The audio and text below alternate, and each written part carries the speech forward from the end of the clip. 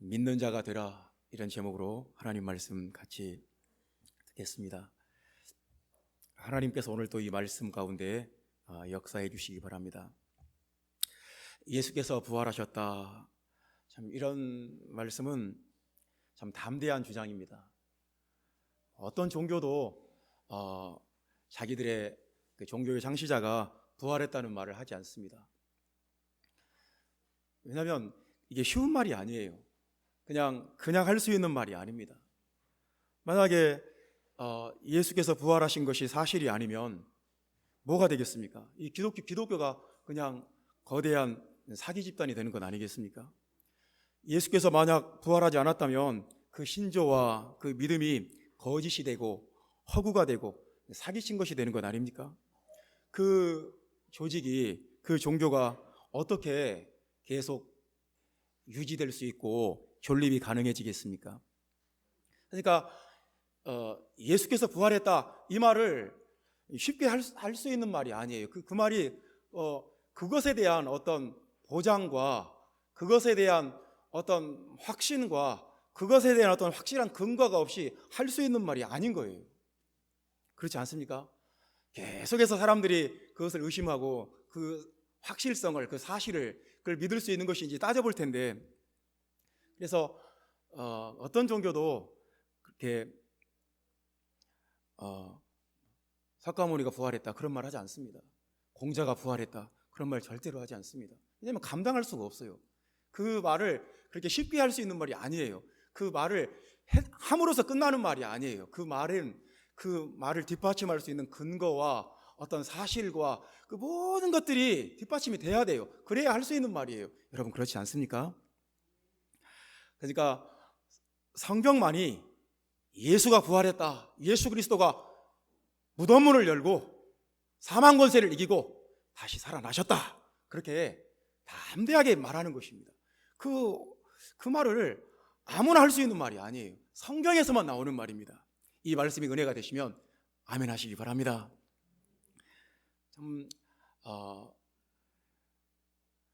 부활이 얼마나 확실하고 강력한 체험이고 강력한 사실이었으면 예수님의 제자들은 다 부활의 증인이었어요. 예수님이 다시 살아나셨다, 이 한마디 가지고 목숨을 걸었어요. 예수님이 살아나셨다, 하늘이 두 쪽 나도 이건 사실이고 이건 분명하고 명백한 사실이다. 제자들은 다 그것을 위해서 목숨을 걸었고 그것 때문에 다 순교를 당했어요. 순교를 당하면서도 예수님은 부활했다, 계속 예수님이 부활했다는 것입니다. 여러분, 사람이 거짓말을 위해서 목숨을 걸지 않습니다. 거짓말은 자기에게 무엇인가 이속이 있을 때 하는 거예요. 그렇지 않습니까? 거짓말을 통해서 내가 뭔가 얻는 것이 있을 때, 그럴 때 거짓말하는 것이지, 그 거짓말 때문에 내가 죽게 생겼는데 그때도 거짓말을 합니까? 불가능합니다. 예수님이 부활하셨다, 다시 살아나셨다, 죽으면서까지도 주장을 했어요. 목숨을 빼앗겨가면서 순교를 당하면서도 예수님 부활하셨다, 그렇게 선포하고 끝까지 그렇게 주장했습니다. 그것은 예수님이 부활하신 것이 확실한 사실이고 그들이 체험했고 보았고 부활하신 예수님을 만져봤고 그랬기 때문에 그것이 가능한 것입니다. 형제자매 여러분, 예수님이 부활하신 것을 믿으시면 아멘 하시기 바랍니다. 예수님이 부활하신 것을 여러분 마음에 믿으면 다시 한번 아멘 합시다. 아멘. 예수님의 부활과 그 이전과 이후, 그 비포와 그 애프터, 전혀 다른 세상입니다. 예수님이 부활하신 다음에 이 세상은 또 다른 세상이에요. 예수님이 부활하신 이후에 이 세상에 뭔가 흐름과 영적인 공기와 영적인 분위기와 영적인 현실은 완전히 바뀌었어요. 우리가 예수님이 부활했다, 이것을 알고 이것을 믿고 난 다음 그 이전과 그 이후는 우리의 삶이 전혀 달라집니다. 오늘 본문에도 그렇게 그것을 말씀하고 있어요. 예수님의 제자들이 예수님의 부활을 믿는데 그렇게 쉽지 않았어요. 예수님의 부활을 믿는 것이 예수님을 3년 동안 따라다니고 예수님의 말씀을 직접 배운 그 제자들에게도 쉬운 일이 아니었습니다. 예수님의 죽으심을 사람들이 팩트로 다 받아들입니다. 예수라는 분이 역사 속에 존재했고 그분이 로마의 사형 방법에 의해서 죽음을 당했다. 모든 사람이 그것을 인정합니다. 그걸 부정하지 않습니다. 죽으셨으니까 무덤 속에 장사되었다는 거 팩트로 다 받아들입니다. 역사적 사실로 인정합니다. 그런데 부활을 믿는 것은 다 쉽지 않습니다. 부활해서 걸려요. 부활했다고? 다시 살아났다고? 십자가에서 처절하게 피 흘리고 죽은 그 사람이, 그 예수가 다시 살아났다고? 다들 이게 쉽지 않습니다. 그래서 부활을 믿는 것이 진짜 믿는 거예요. 예수님이 다시 살아났다는 것을 믿는 것이 진짜 믿음입니다. 예수님이 다시 살아나셨고 그 예수님의 영이 성령으로 지금 이 자리에 우리와 함께한다. 그것을 믿는 것이 진짜 믿음이에요. 여러분 그렇게 믿으시기 바랍니다. 그래서 오늘 본문의 말씀에 보면 제자들이 예수님의 부활을 믿는 것이 참 쉽지 않았어요. 그래서 오늘 본문의 말씀이 예수님이 부활했다는 그 사건 자체보다 제자들이 어떤 반응을 보였고 어떤 과정을 통해서 예수님의 부활을 믿게 되었는지 거기에 더 초점을 맞추고 있다는 느낌을 받습니다. 그래서 제자들이 예수님의 부활을 한꺼번에 아멘 하고 믿는 것이 아니었어요. 예수님이 십자가에 달려 죽으실 때 우리에게 말씀하신 대로 3일 뒤에 다시 살아나실 거야, 그렇게 생각하는 사람은 한 사람도 없었어요. 심지어 예수님이 다시 살아났는데도 끝까지 부정하는 사람들이 있었어요.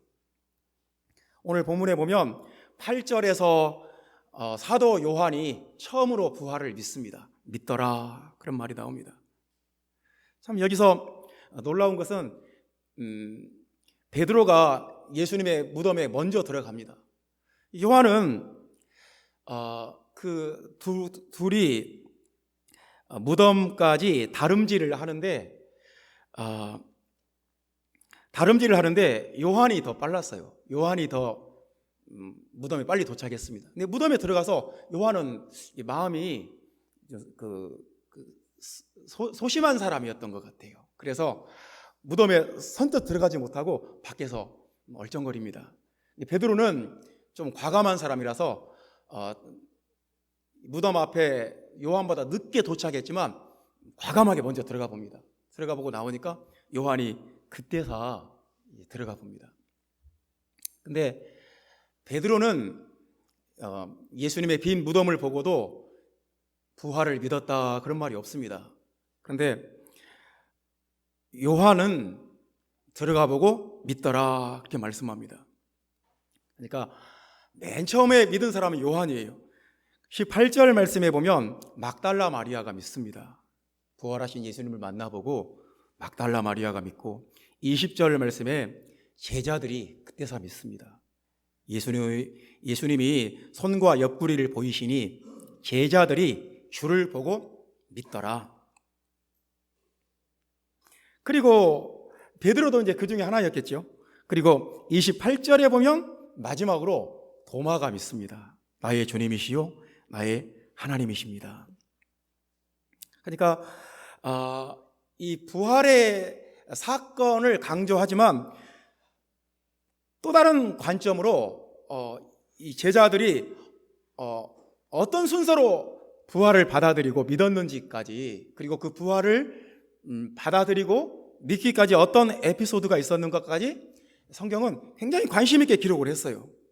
주님이 자신의 부활을 믿게 하려고 굉장히 많이 노력을 하시는구나. 내가 부활했다는 것을 제자들이 알게 하려고, 또 믿게 하려고 굉장히 노력을 많이 하셨구나, 거기에 집중하셨구나 하는 것을 우리가 알 수 있습니다. 왜냐하면 주님이 막달라 마리아에게 나타나세요. 내가 부활했다. 내가 자신을 나타내 주시고 보여주세요. 제자들에게도 자신을 나타내 주시고 보여주십니다. 도마가 나는 예수님의 부활을 믿지 않겠다, 믿지 못하겠다가 아니에요. 또 다른 거예요. 믿지 않겠다고 말해요. 그러니까 그 도마는 좀 고집이 세고 좀 성격이 강한 사람이었던 것 같아요. 도마는 평소에는 별로 말이 없지만 이렇게 자기 주관이 강하고 자기 생각이 강한 사람이었던 것 같아요. 이럴 때 그 사람 성격이 나와요. 나는 믿지 않겠다. 여러분, 믿지 못하겠다 하고 또 다른 것 아닙니까? 그런데 그 도마에게도 또 나타나시는 거예요. 만져봐라. 내 옆구리를 만져보고 내 손을 만져봐라. 그러면서 주님이 자꾸 말씀하시는 거예요. 27절 말씀에 믿는 자가 되라. 믿는 자가 되라. 부활을, 예수 그리스도의 부활을 믿는 자가 되라. 그리고 믿는 자들은 복되다. 그런 말씀도 하시면서 자꾸 이것을 믿으라고. 이게 예수님이 나타나시고 말씀하시는 그 모든 목적이 자신의 부활을 확증해 주기 위한 거예요. 내가 부활한 것은 사실이다. 너희들이 지금 환상을 보고 있는 것도 아니고 꿈을 꾸고 있는 것이 아니다. 나를 만져봐라. 이것은 사실이다. 이건 현실이다. 이건 리얼리티다. 그러면서 주님이 자신의 부활을 자꾸 나타내 주시는 거예요. 여러분, 예수님의 부활을 믿는 것은 우리 인생의 가장 중요한 것입니다. 예수님의 부활을 믿는 것은 우리 삶의 가장 중요한 것 중에 하나예요. 만약에 우리가 예수님의 부활을 믿지 않는다면 우리는 아무것도 아니에요. 우리는 그냥 거짓말을 믿고 있는 거예요. 우리는 아무것도 아닌 거예요. 형제자매 여러분, 예수님의 부활을 믿는 여러분 되시기 바랍니다. 세상의 모든 사람은 예수님의 부활을 믿는 자와 믿지 않는 자로 나눠집니다. 그러니까 예수님의 부활을 믿는 사람은 복되고 믿지 않는 사람은 그 복을 못 받는 것이고, 그 25절에 내가 그의 손에 못자국을 보며 내 손가락을 그 못자국에 넣으며 내 손을 그 옆구리에 넣어보지 않고는 믿지 아니하겠노라 할 때 도마가 그렇게 말했으면 나는 믿지 않겠다.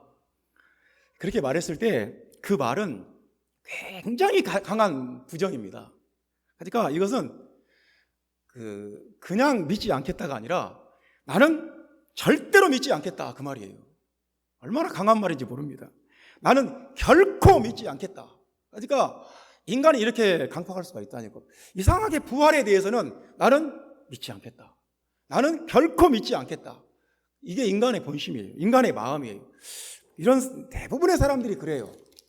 다른 건 내가 팩트로 사실로 받아들여도 예수님이 부활했다는 것은 나는 결코 믿지 않겠다. 나는 절대 믿지 않겠다. 이게 모든 사람, 대부분의 사람들의 마음이에요. 마귀가 사람들의 마음을 이렇게 미혹해놨어요. 그렇게 하도록. 그렇게 하면 마귀가 좋아해요. 근데 오늘 이제 우리가 봐야 될 그 말씀이 본문에 무덤이라는 말이 참 많이 나옵니다. 무덤. 본문에 무덤이라는 말이 8번이나 나와요. 19장 같은 맥락의 19장에서도 보면 2번이 나오고, 그래서 무덤이라는 말이 10번 나오는 거예요. 이 맥락 속에, 이 예수님의 부활의 맥락 속에 무덤이라는 말이 총 10번이나 나와요. 그러니까 이게 특별한 의미가 있는 단어인 거예요. 어떤 성경에서 어떤 단어를 굉장히 많이 반복을 통해서 강조를 하면 그 단어는 특별한 의미를 가지고 있는 거예요. 그러니까 참 이 무덤이라는 이 단어가 모든 그 동선의 중심이에요. 모든 관심의 중심이고 모든 사건의 중심이에요. 무덤을 중심으로 모든 일이 일어나요. 여러분, 그 1절에 보면 무덤에 와서, 3절에 보면 무덤으로 갈새, 4절에는 무덤에 이르러, 6절에는 무덤에 들어가 보니, 8절에는 무덤에 들어가 보고, 11절에는 무덤 밖에 서서. 그냥 무덤이 센터예요, 센터. 제자들도 막달라 마리아도 모든 이 성경을 기록한 이 저자의 관점도 무덤이 중심이에요. 무덤이 허브예요. 모든 사건이 무덤에서 일어나고 무덤이 관심과 사람들의 동선의 중심이에요. 그래서 우리는 그러면 이 성경의 의도를 이제 살펴야 됩니다. 왜 그 무덤이 그렇게 중요할까? 센터가 되어 있을까? 성경이 말하고자 하는 것은 이것입니다. 부활을 알지 못하고 부활을 믿지 않는 자의 삶의 자리, 부활을 믿지 않을 때 사람은 무덤에 있다는 것입니다. 실존적으로 사람의 존재는 무덤에 있다. 그러니까 여러분, 우리가 부활을 믿지 않으면 참 무서운 거예요. 예수님의 부활을 믿지 않는다. 그러면 우리는 그냥 무덤에 있어요. 무덤. 모든 일이, 우리 삶의 모든 일이 무덤을 중심으로 일어나요. 그러니까 이 성경에 무덤에 대해서 참 부정적인 묘사가 대부분입니다. 성경에서는 무덤에 대해서 결코 편안히 쉬는 곳, 안식하는 곳, 그런 표현이 없어요. 시편에 보면 무덤은 어떤 곳이냐면 시편 30장 9절 보면 거기는 주님을 찬양할 수 없는 곳, 주님의 진리를 선포할 수 없는 것이다. 그리고 시편 88편 11절에 주님의 인자하심과 주님의 성실하심을 선포할 수 없는 곳이다. 그러니까 무덤은 하나님과 관련된 일을 할 수 있는 곳이에요. 하나님과 관련된 일을 아무것도 할 수 없어요. 진리를 선포할 수도 없고, 찬양할 수도 없고, 감사를 드릴 수도 없고, 영광을 돌릴 수도 없어요. 예배할 수도 없어요. 무덤은 참 하나님과 상관이 없는 곳이에요. 또 마가복음 5장 2절에 보면 더러운 귀신 들린 사람들이, 군대 귀신 들린 사람들이 끌려가서 거하는 곳. 무덤은 귀신이 우글거리는 곳이고, 더러운 귀신들이 사람들을 붙잡아다가 이 결박해 놓는 곳, 이 체포해 놓는 곳, 이 사람이 더러운 영에게 사로잡혀 있는 곳, 그곳이 무덤이라는 거예요. 그리고 마가복음 16장 8절에는 무서운 곳이다 이렇게 말합니다. 여자들이 몹시 놀라 떨며 무덤에서 도망하고 무서워하여 아무에게 아무 말도 하지 못하더라. 그러니까 무덤은 굉장히 무서운 곳이고 도망쳐야 되는 곳이고 너무 무서워서 말도 할 수 없을 정도로 공포스러운 곳이에요. 그런데 예수님의 제자들이 부활을 믿기 전에는 다 무덤가에 있었어요. 모든 동선이 무덤으로 향하고 있어요. 그들의 관심이 무덤에 집중되어 있어요. 그들의 생각이, 그들의 모든 말과 행위가 다 무덤가에서 일어나요. 그러니까 우리가 부활을 알기 전에, 우리가 부활을 믿지 않으면 우리는 무덤을 벗어날 수 없는 존재라는 거예요. 여러분, 무섭지 않습니까? 사실상 우리가 인정하지 않을 수 없습니다. 우리가 하루하루 무덤을 향해서, 무덤이 우리의 종착지라고 우리가 생각하지 않습니까? 무덤을 향해서 달려가는 존재, 하루하루 내가 매장될, 내가 장사될 그곳을 향해서 달려갈 수밖에 없는 존재라는 이 상상력의 한계를 누가 깨트릴 수 있겠습니까? 어떤 사람이 이 생각의, 이 상상력의 한계를 뛰어넘을 수가 있겠습니까? 아무도 그럴 수 없어요. 나는 결국은 죽는다. 언젠가는 나는 땅속에 묻힌다. 화장을 하든지 매장을 하든지 나는 죽어서 내 무덤이 생길 것이다. 이걸 누가 부정할 수 있겠습니까? 그러니까 사람이 의식적으로나 무의식적으로 이 마음이 무덤에 있는 거예요. 형제자매 여러분, 우리가 예수님의 부활을 믿지 않으면 우리는 무덤을 떠날 수 없고 무덤의 권세, 죽음의 권세를 벗어날 수 없다는 것을 우리가 알아야 돼요. 제자들이 예수님의 부활을 믿기 전에는 그들은 무덤에 있었어요. 실제로 그들이 무덤에 가 있지 않더라도 그들이 있을 때는 항상 문을 잠갔어요. 유대인들을 두려워해서 항상 문을 잠갔어요. 그 안에서 잠겨진 그 문을 열고 주님이 들어가신 거예요. 오늘 주님은 우리가 그 무덤의 권세, 죽음의 권세를 벗어나는 유일한 길이 예수님의 부활을 믿는 것이라고 말씀을 하십니다. 그러므로 형제자매 여러분, 예수님의 부활을 믿는 여러분 되시기를 주님의 이름으로 축원합니다. 할렐루야. 예수님의 부활을 믿으면 복되도다 그렇게 말씀합니다. 예수님의 부활을 믿으면 생명을 얻는다 그렇게 말씀합니다. 믿어야 되지 않겠습니까? 다시 살아계신 예수, 다시 부활하신 예수, 우리가 믿고 복을 받고 생명을 얻어야 되지 않겠습니까? 예수님의 부활을 믿는 은혜가 여러분 모두에게 있기를 주님의 이름으로 축원합니다. 오늘 그래서 성경은 본문은 예수님의 부활을 믿는 사람에게 이 세 가지 변화가 일어난다는 것입니다. 예수님의 부활을 믿는 사람은 무덤의 권세에서 벗어나서, 죽음의 권세에서 벗어나서 새 생명을 얻고 새 사람이 된다는 것입니다. 새로운 존재가 된다는 거예요. 그래서 제자들이 예수님의 부활을 믿을 때 그들은 무덤을 떠났어요. 그래서 첫 번째 말씀입니다. 예수님의 부활을 믿으면 우리에게 어떤 변화가 생기는가? 첫 번째 말씀은 사명이 생긴다는 말씀입니다. 우리 21절 말씀 다 같이 읽어보겠습니다. 예수께서 또 이르시되 너희에게 평강이 있을지어다.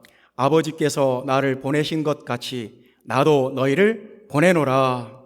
할렐루야. 여기서 우리가 나도 너희를 보내노라 이 말씀에 집중해야 됩니다. 나도 너희를 보내노라.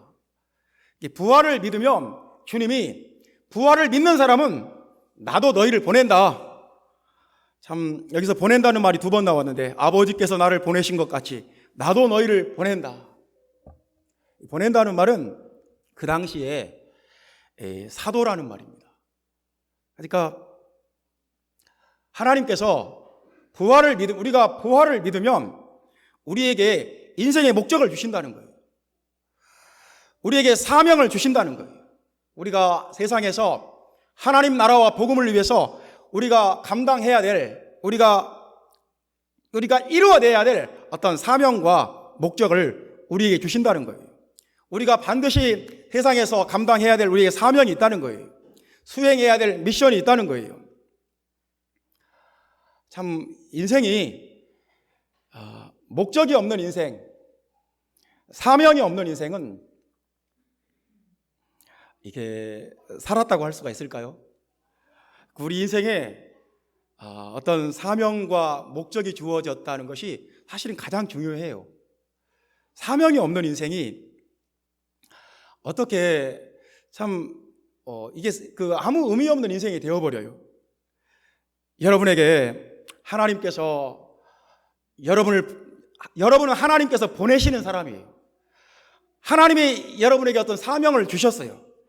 자신의 목적을 하나님이 여러분에게 주신 거예요. 하나님께서 여러분들에게 사명 주시기를 주님의 이름으로 축원합니다. 예를 들어 봅시다. 모든 자동차에는 사람이 앉는 그 시트가 있고, 그 시트는 가죽으로 만들어집니다. 근데 자동차 그 시트의 가죽이 의외로 좋은 거래요. 최고급 가죽을 쓴대요.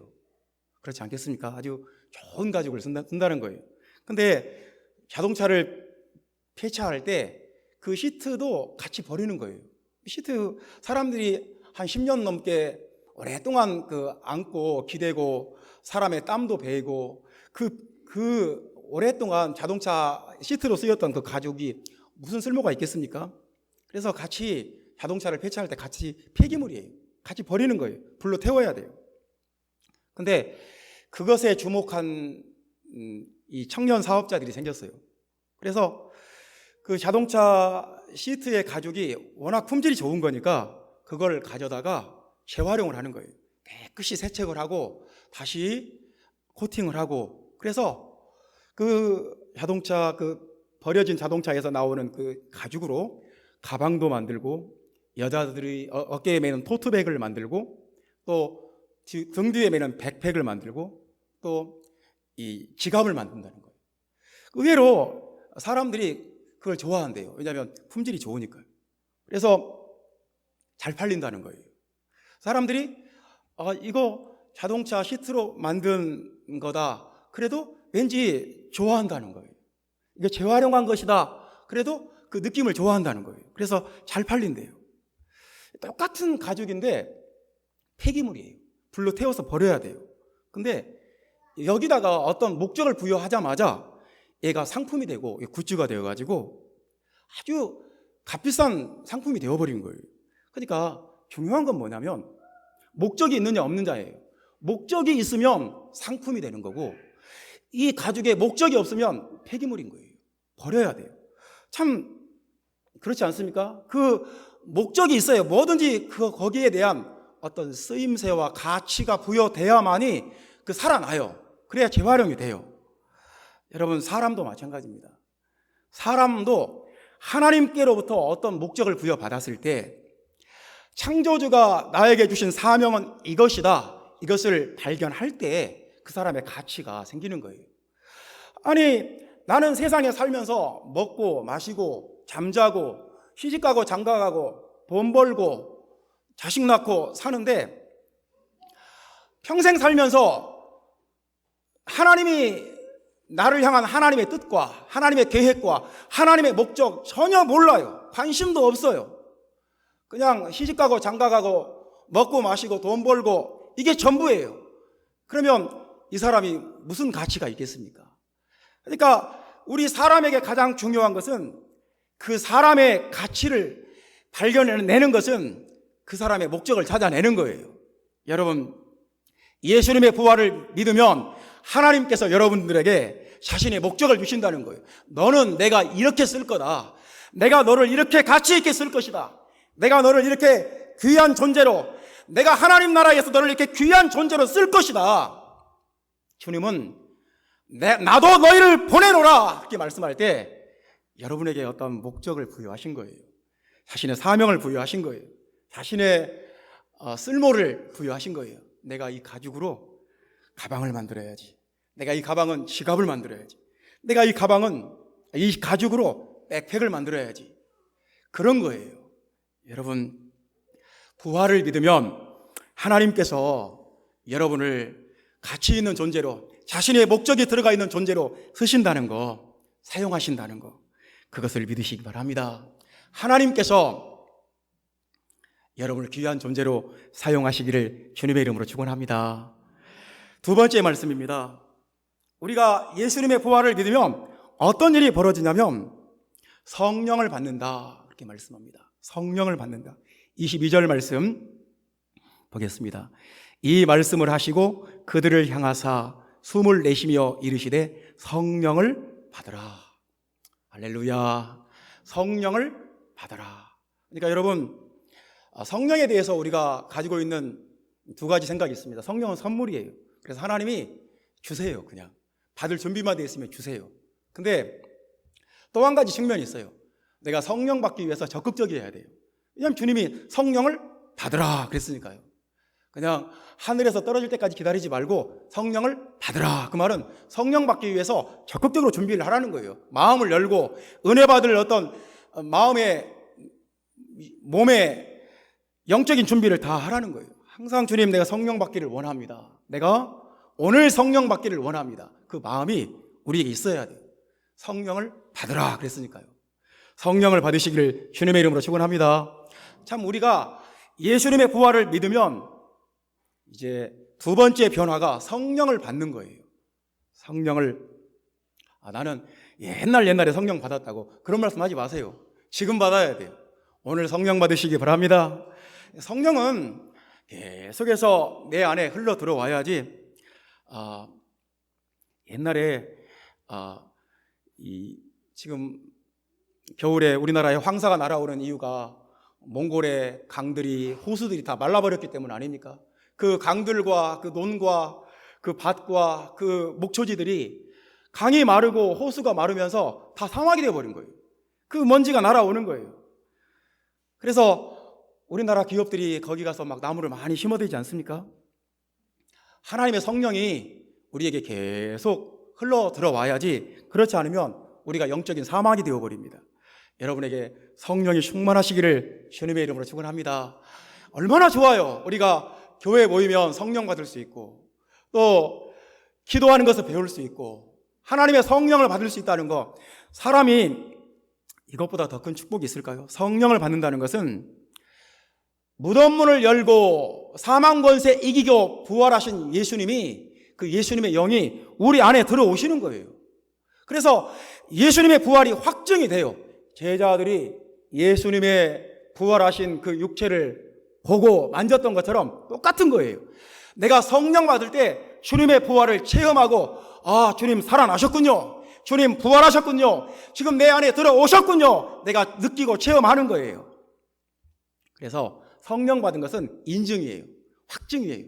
너는 예수님의 부활을 체험한 사람, 너는 예수님의 부활을 확실히 본 사람, 너는 예수님의 부활의 증인. 성령을 받으면 우리에게 인심을 받는 것이다.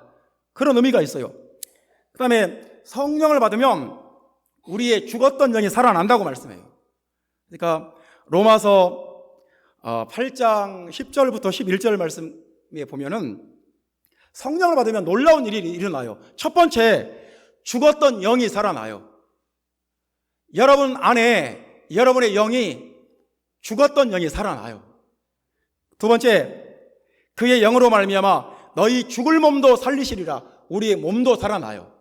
그래서 주님이 공중 재림하실 때 우리의 육체가 다시 부활해요. 성령 받으면 우리 육체가 부활을 해요. 할렐루야! 그러므로 사랑하는 형제자매 여러분, 성령을 받은 것이 얼마나 놀라운 일입니까? 얼마나 감사한 일입니까? 성령 받으면 우리 죽었던 영이 살아나고 우리의 죽을 몸도 살아나게 되는데 이것보다 더 놀라운 일이 어디 있겠습니까? 그러므로 여러분, 성령 받으시기 바랍니다. 성령을 충만하게 받는 은혜가 여러분에게 있기를 바랍니다. 예수님의 부활을 믿으니까 그 제자들에게 주님이 말씀하시는 거예요. 너희들이 나의 부활을 보았으니까, 이걸 믿으니까 성령을 받아라. 예수님의 부활을 믿으면, 예수님이 부활해서 살아나셨고 지금 이 자리에 함께 계신 것을 믿으면 성령 받습니다. 아, 예수님 눈에 보이지도 않는데 어디 있다는 말인가? 그렇지 않습니다. 예수님이 눈에 안 보여도 이 자리에 우리와 함께 계시고 우리가 성령을 구하면 오늘 성령 받습니다. 성령을 받으면 여러분 하나님의 성전이 됩니다. 고린도전서 3장 16절에 하나님의 성령이 너희 안에 계시는 것을 알지 못하느냐. 하나님의 성령이 우리 안에 거하시면 우리는 하나님의 성전이라는 거예요. 우리는 너희 몸이 하나님의 성전이 된다 그래도 별로 감동받지 않습니다. 그런데 이 말을 쓴 사도 바울의 입장에서는 굉장한 거예요. 유대인들에게 하나님의 성전은 엄청난 거예요. 유대인들에게 하나님의 임재가 있는 하나님의 성전은 이건 신성 불가침이에요. 그냥 하나님이에요, 그 자체가. 그래서 기도할 때도 목숨 걸고 성전을 보고 기도하고 성전을 향해서 기도하고, 그들에게, 이스라엘 민족에게 성전처럼 중요한 것이 또 있을까요? 없어요. 그런데 그 귀한 성전, 그 엄청난 성전이 우리 몸이라는 거예요.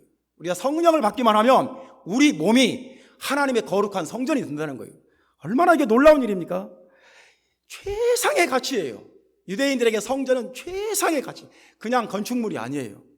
근데 사도 바울은 그 성전을 우리 몸에, 우리 몸이 하나님의 성전이 된다. 왜냐하면 하나님의 임재가 우리 몸 안에 있으니까, 하나님의 성령이 우리 안에 거하시면 우리는 하나님의 성전이 된다.